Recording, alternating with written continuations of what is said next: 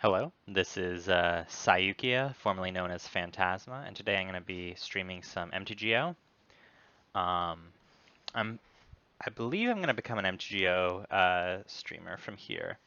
So the way I'm going to sort of conduct this is I have different decks that I can play, and I feel like I have a decent amount of format knowledge, so I'm going to be taking certain archetypes or decks that see a lot of play, and I'm going to kind of be breaking down what makes them tick, why they're so popular, and details about them like that. So today's video is going to be on the Yorion deck, the four-color Omnath deck. The thing I'd like to do with the deck is I want to break down the different synergies that exist in the deck and why the cards are played together. What are the advantages of different card choices and why the deck is good. This is the evoke elementals. So we have endurance, we have fury, solitude. In some cases we have subtlety, and then we have Omnath, which is not one of the evoke elementals, but it's sort of paired with these. So modern is a fairly fast format,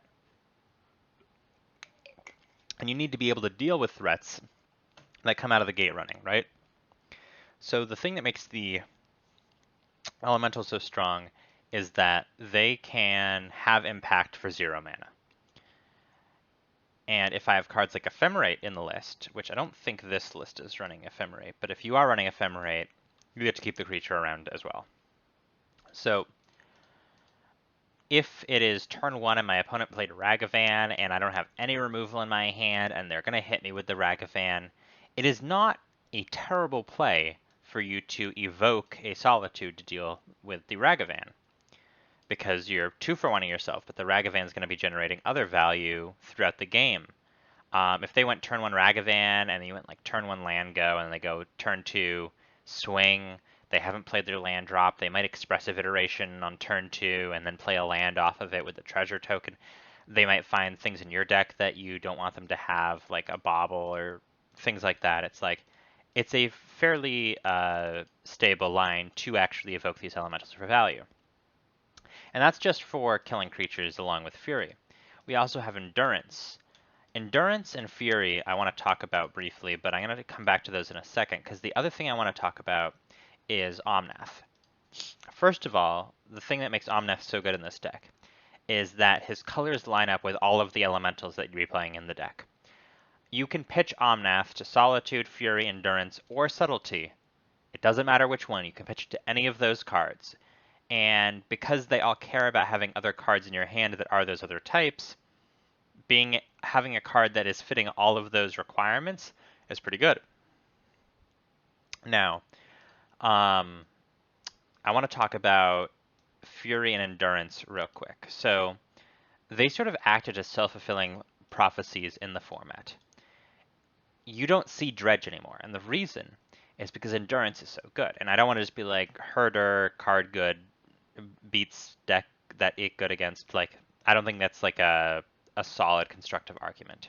So what I'm going to say instead is that Endurance is able to function as turn 0 Grave Hate when you need turn 0 Grave Hate, and it also gets to function as a like turn 3 solid 3/4 body that also has Grave Hate tacked onto it.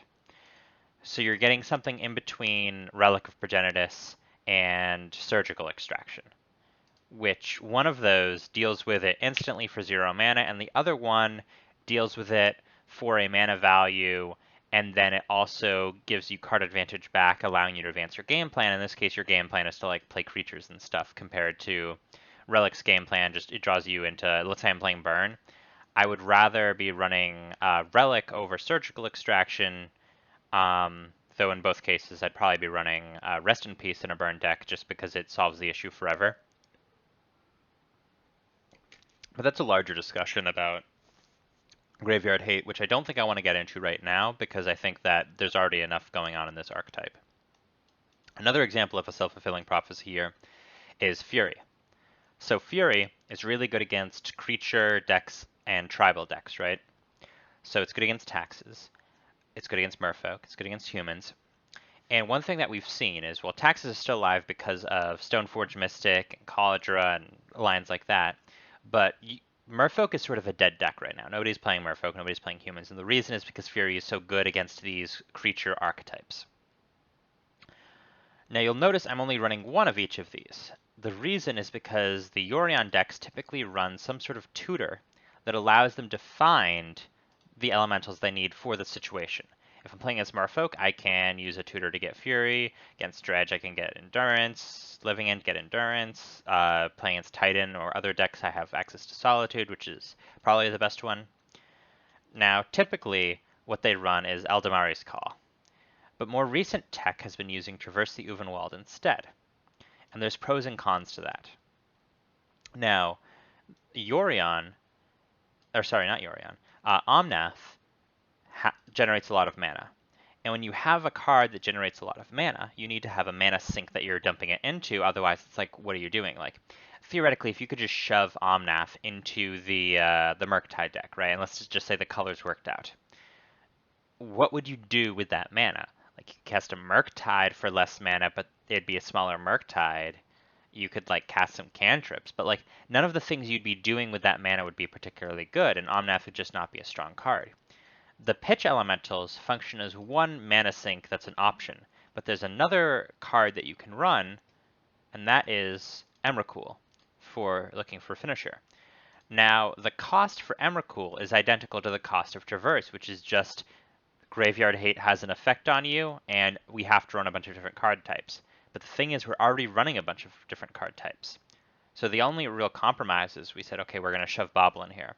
The deck's already running enchantments, it's already running sorceries, it's already running instants, it's already running creatures, and it's already running planeswalkers. It has, and that's all ignoring the fact that it has a very high velocity of fetches, which I'm going to talk about in a little bit. So Traverse allows us to tutor for the elementals we need. Traverse also allows us to tutor for Emrakul when we have an Omnath out. It lets us tutor for the Omnath, and it also lets us tutor for lands, which Eldamari's Call doesn't let us do. So theoretically, if I have an active run in 6, I draw a Traverse, I could theoretically Traverse for a Triome, and I could get that Triome, I could start pitching that in order to cycle, draw a card, and then pick it back up with the run in 6 in order to generate card advantage that way, and that might be better than just like getting a Solitude or an Omnath as just a single thing. The next thing that I want to talk about here is card replacement and value. So in the Omnath deck here, right, we have the pitch elementals are cards that essentially set you to a card disadvantage, right? So one of the things that this deck does, because it knows it's going to be setting itself to a card disadvantage, is it makes it so basically all of the cards in the deck replace themselves. If I play a Teferi and I bounce something, it has replaced itself. If I play a Renin 6 and I get my land back, it's replaced itself. Ice Fang has a draw built into it, replaces itself. Expressive Iteration does more than replace itself, it's generating value. Dress Down in this case, same thing. Abundant Growth draws me a card when I play it, that's generating value. Bobble draws me a card. All of these things, they're not generating necessarily card advantage, except for the case of Expressive Iteration. But what they are doing is they're all generating replacement of themselves. And that allows you to sort of pay the cost for the free elementals. Now, not all of these are good cost effective for the replacement they're doing, right? If I play a Teferi and I bounce something, I have gotten an unsummon and a draw card. The paying 3 mana for an unsummon as the only effect that I have on the board from this play isn't particularly strong. In fact, it's also sorcery, so it's like you could argue it's like less than a 1 mana effect because it's sorcery. Like if there's a Goblin Guide out and I bounce that with my Teferi, and then they replay it and then they swing with their Goblin Guide, it's like I wish I had an unsummon, sort of a thing. But because Teferi is also having other effects and other matchups, like against Rhinos and living in the Cascade decks, being able to turn things off, good against control, etc., it's a hate card that is good against enough of the format that you can main deck it, which is it's a problem in its own right, and I don't like the card, but that's not what today's discussion is about. But yeah, so the reason we're allowed to run a bunch of these value cards that replace each other is because we can leverage on this stuff in order to get there. Now, of course, this stuff alone isn't enough, so we do have to fit in some amount of interaction in addition. Prismatic Ending is the premier removal spell right now because it can deal with a turn 1 Ragavan, and then it can deal with any other threat later on that might be harder to remove. They play a turn 2 Renin 6, you can ending it. They play a turn 3 Teferi, you can ending it. There's so many things that you can ending, and then also with Teferi being prevalent in the deck, I can also cast it at instant speed, which is its biggest downside compared to other removal spells, other than the fact it does miss really high CMC cards like Murktide. Unholy Heat is another card that can hit a variety of threats. It can hit a turn 1 Ragavan, but it can also hit a Renin 6. It can also hit a Teferi because of um, the Delirium effect, which of course we are also supporting with our previous support for Traversa and Emrakul in the form of the Bauble that we shoved in. Right? The Bauble turns on Delirium for all the Delirium stuff that we have. It replaces itself. It's all in all exactly the kind of card that fits into here. Verdict is just a one of, just because it's like having a board wipe is nice. And Counterspell is the one card in this deck that I feel like is a little bit out of place. And the reason is because the deck isn't built around Counterspell. Counterspell just happens to be a high-powered spell that happens to be covering its weakness. If you don't have Counterspell in the deck, right? Let's say Counterspell wasn't here. When you look at this, there is an obvious archetype that this deck is weak against, and that is any kind of spell-based combo, right?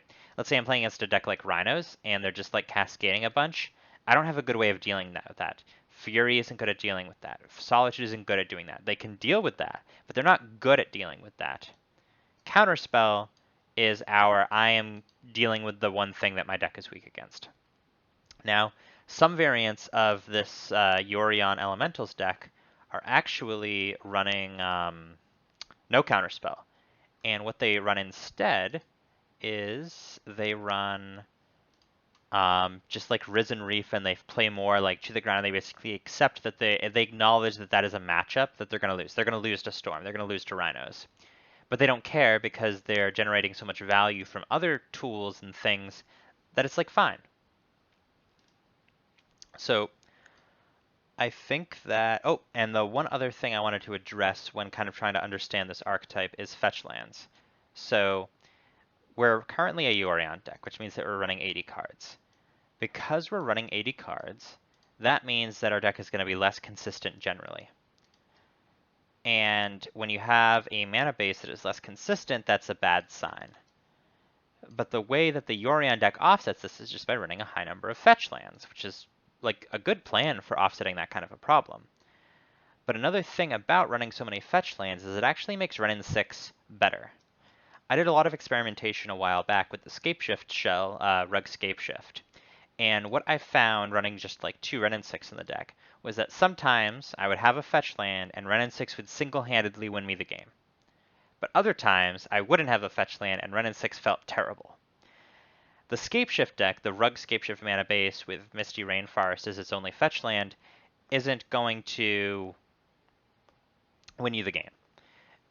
It's not consistent enough. But in this deck, because you're running such a high number of fetchable targets, and you have so many different fetch lands, you are more likely to have a hand that has fetch lands in it to turn on the Renin 6.